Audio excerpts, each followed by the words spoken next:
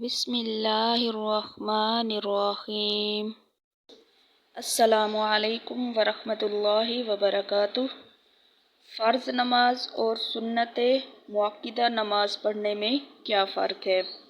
बाज़ लोग ये नहीं जानते कि फ़र्ज़ नमाज में क्या पढ़ते हैं और सुन्नत नमाज में क्या पढ़ते हैं। बहुत सारे लोग गलती करते हैं, जिस तरह सुन्नत मुअक्किदा अदा करते हैं उसी तरह फ़र्ज़ नमाज अदा करते हैं, और जिस तरह फ़र्ज़ नमाज अदा करते हैं उसी तरह सुन्नत नमाज अदा करते हैं, जबकि ऐसा करना गलत है। फ़र्ज़ पढ़ने और सुन्नत पढ़ने में फ़र्क है।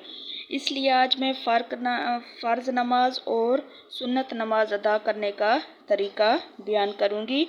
तो वीडियो को पूरा देखना है ताकि कोई बात रह ना जाए, आपको ठीक तरह से समझ आ जाए, क्योंकि ये नमाज के बहुत अहम मसाइल होते हैं। इसलिए नमाज को ठीक तरह से अदा करना चाहिए ताकि कोई कमी पेशी ना रह जाए। अगर आप 2 रकात सुन्नत मुअक्किदा अदा कर रहे हैं या 2 रकात फ़र्ज़ नमाज पढ़ रहे हैं, तो इन दोनों के पढ़ने का तरीका एक ही है, यानी एक तरह से ही पढ़ेंगे। सिर्फ नियत का फ़र्क है कि फ़र्ज़ पढ़ रहे हैं तो फ़र्ज़ की नियत करेंगे, सुन्नत पढ़ रहे हैं तो सुन्नत की नियत करेंगे। तो सुन्नत की नियत करेंगे, बाकी पढ़ने का तरीका एक ही है। खड़े होंगे, तकबीर तहरीमा कहेंगे, औज़ु बिल्लाहि मिनश शैतानिर रजीम, बिस्मिल्लाहिर्रहमानिर्रहीम पढ़ेंगे। फिर 7 सूरह फातिहा पढ़ेंगे, सूरह फातिहा के साथ सूरत मिलाएंगे। फिर रुकू करेंगे, 2 सजदे करेंगे। फिर दूसरी रकात के लिए खड़े हो जाएंगे, बिस्मिल्लाहिर्रहमानिर्रहीम पढ़ेंगे, सूरह फातिहा पढ़ेंगे, सूरह फातिहा के साथ सूरत मिलाएंगे, रुकू करेंगे और 2 सजदे करेंगे, तशहुद पढ़ेंगे, दुरूद पाक पढ़ेंगे, दुआ पढ़ेंगे और फिर सलाम फेर देंगे। 2 रकात सुन्नत और 2 रकात फ़र्ज़ पढ़ने का तरीका एक ही है, यानी इसी तरह पढ़ेंगे जो मैंने बयान किया है। लेकिन अगर आप 4 रकात फ़र्ज़ पढ़ रहे हैं या 4 रकात सुन्नत मुअक्किदा पढ़ रहे हैं, तो इनमें थोड़ा सा फ़र्क है। तो इस बात को तवज्जो से सुने कि क्या फ़र्क है। सुन्नत की 4 रकातों में सूरह फातिहा के बाद सूरत मिलाना वाजिब है। अगर आप किसी एक रकात में भी सूरत मिलाना भूल गए तो आप पर सजदा साहव वाजिब हो जाएगा। अगर सजदा साहब नहीं करेंगे, आपकी नमाज ठीक नहीं होगी, कामिल नहीं होगी, वो नमाज दोबारा पढ़ेंगे। अगर आपने जानबूझकर सूरत नहीं मिलाई, आपको पता था कि सूरत मिलाना वाजिब है, लेकिन आपने फिर भी सुन्नत मुअक्किदा में सूरत नहीं मिलाई, तो आपकी सिरे से नमाज ही नहीं होगी। इस नमाज को लौटाना आप पर क्या हो जाएगा? वाजिब हो जाएगा।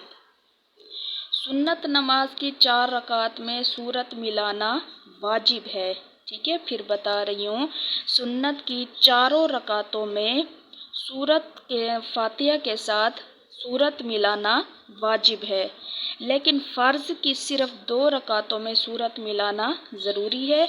आखिरी 2 रकातों में सूरत मिलाना ज़रूरी नहीं है।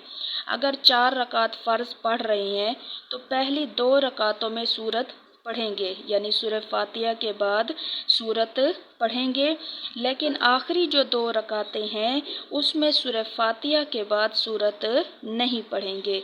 सूरह फातिहा के बाद हम रुकू में चले जाएंगे। ये बात काफ़ी लोगों को मालूम नहीं है। बहुत सारे लोग सुन्नत नमाज में पहली 2 रकातों में सूरत मिलाते हैं, लेकिन आखिरी 2 रकातों में सूरत नहीं मिलाते। ऐसा बिल्कुल नहीं करना चाहिए, इस तरह से तो नमाज ही नहीं होती। सुन्नत की चारों रकातों में सूरत फातिहा के बाद सूरत मिलाना वाजिब है, लेकिन फ़र्ज़ में सिर्फ पहली 2 रकातों में सूरत फातिहा के बाद सूरत मिलाएंगे, लेकिन आखिरी जो 2 रकातें हैं फ़र्ज़ों की, उसमें हम सूरह फातिहा के साथ सूरत को नहीं मिलाएंगे, बल्कि सिर्फ सूरह फातिहा पढ़ने के बाद हम रुकू में चले जाएंगे। ठीक है, मुझे उम्मीद है कि आपको मेरी बात समझ आ गई होगी। तो جو نماز کے مسئلے مسائل ہیں ان کو ضرور آپ سمجھا کریں، کیونکہ اگر نماز میں ایک چھوٹی سی بھی غلطی ہو جاتی ہے تو ہماری نماز نہیں ہوتی۔ آپ پڑھیں لیکن آپ غلط پڑھیں، ایسا نہیں کرنا چاہیے۔ اس لیے نماز کے جتنے بھی مسئلے مسائل ہیں، جتنے بھی ان کے اندر لازمی جاننے والی باتیں ہیں، جز ہیں، آپ ان کو سمجھیں اور ٹھیک طرح سے نماز کو ادا کریں۔ مجھے امید ہے کہ آپ کو میری بات ضرور سمجھ آ گئی ہوگی، تو ویڈیو کو لائک کر دیں اور اپنے دوستوں کے ساتھ لازمی ایسی معلوماتی ویڈیو کو شیئر کیا کریں تاکہ ان تک بھی یہ دینی معلومات پہنچ سکے۔ ٹھیک ہے، جزاک اللہ۔